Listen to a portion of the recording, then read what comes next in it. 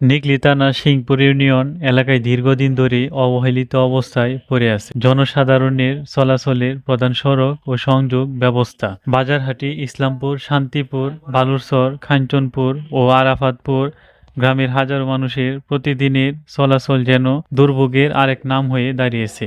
স্থানীয়দের অভিযোগ, ইসলামপুর থেকে সিংপুর বাজারে আসার জন্য এখনো পর্যন্ত কোনো স্থায়ী ব্রিজ নির্মাণ করা হয়নি। ফলে বর্ষার মৌসুম এলেই যোগাযোগ ব্যবস্থা পুরোপুরি বিচ্ছিন্ন হয়ে পড়ে।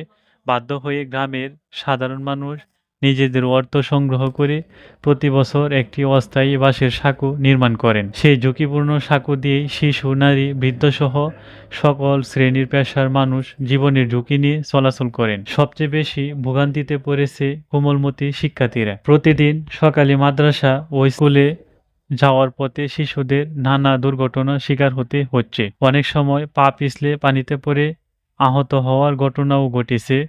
এরা একইভাবে বাজারহাটি গ্রামের শিশু ও সাধারণ মানুষও চলাচলের সময় প্রতিনিয়ত দুর্ঘটনার ঝুঁকিতে থাকেন। স্থানীয় বাসিন্দারা জানান, শুধু শিক্ষা বা যাতায়াত নয়, মানবিক পরিস্থিতিও এখানে ভয়াবহ আকার ধারণ করেছেন। ইসলামপুর গ্রামের কোনো ব্যক্তি মারা গেলে জানাজার জন্য মরদেহ নৌকায় করে পারাপার করতে হয়।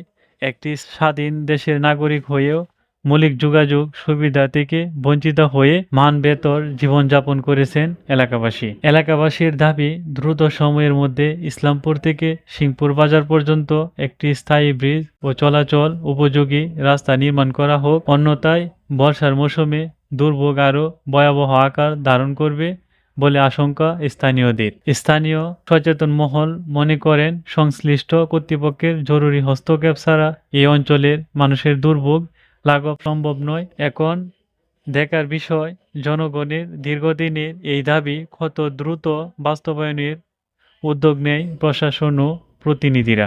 রহমানির রাহিম। কিশোরগঞ্জ জেলার নিকলি উপজেলা সিংপুর ইউনিয়নে সিংপুর বাজার এবং ইসলামপুর সংযোগ ব্রিজ নিয়ে কথা বলছি। ইসলামপুর গ্রামে প্রায় হাজারের অধিক মানুষের বসবাস হলেও এই এলাকার মানুষের দীর্ঘদিনের ভোগান্তি। ইসলামপুর হতে সিংপুর বাজার একটি সংযোগ ব্রিজ এই অঞ্চলের মানুষের দীর্ঘদিনের দাবি, দীর্ঘ বছরের দাবি। একটি ব্রিজ না থাকার ফলে এই অঞ্চলের মানুষের শিক্ষা, একটি মাদ্রাসা, একটি প্রাইমারি স্কুল থাকার পরও ছেলেমেয়েরা সময় মতো স্কুলে যেতে নানান রকমের অসুবিধার সম্মুখীন হন। এমনকি আমি যে জায়গাটিতে দাঁড়িয়ে আছি, বর্ষাকালে এই জায়গাটিতে অনেক তীব্র পানির স্রোত থাকে। পানির স্রোত থাকার ফলে এখানে পাশ দিয়ে সংযোগ ব্রিজ নির্মাণ করে ছেলেমেয়েরা স্কুলে যাতায়াত করে। ছোট ছোট ছেলেমেয়েরা এই বাঁশের সাঁকো থেকে পড়ে অতীতে দীর্ঘ সময় অনেক দুর্ঘটনার শিকারও হয়েছে, অনেক ছেলে মেয়ে মৃত্যু পর্যন্ত ঘটেছে।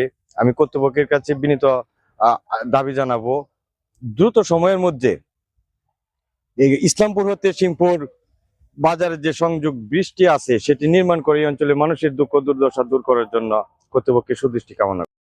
যে নিচে এই সাঁকুর নিচে নৌকা বাঁধা থাকে, এখানে পরে অনেক সমস্যার সম্মুখীন হয়, অনেক ব্যথা পাইছে অনেকে।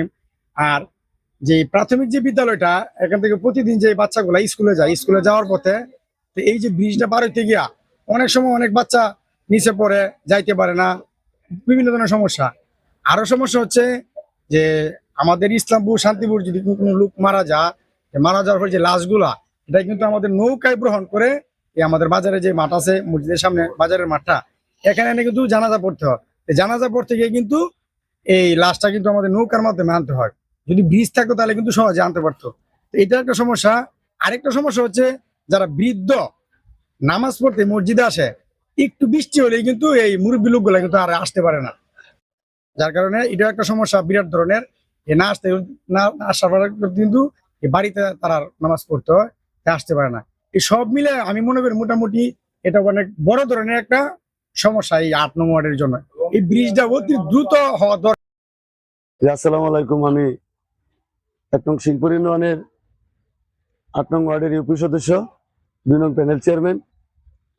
এই হিসেবে আজকে আমাদের যে ইসলামপুর টু সিংপুর বাজার যে একটি ফালের মধ্যে একটা ব্রিজের প্রয়োজন, এটা আসলে আমাদের এলাকাবাসী সকলের ইসলামপুর একটি সরকারি প্রাথমিক বিদ্যালয় আছে এবং বাজারে একটি হাফেজি মাদ্রাসা এবং মসজিদ।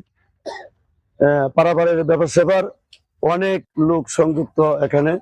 আমাদের অনেক সমস্যা হয়, অনেক আগে থেকে আমাদের এই ব্রিজের বিষয়ে বিগত অনেক বছর ধরে আমরা অনেক ডাটা দিতেছি, কিন্তু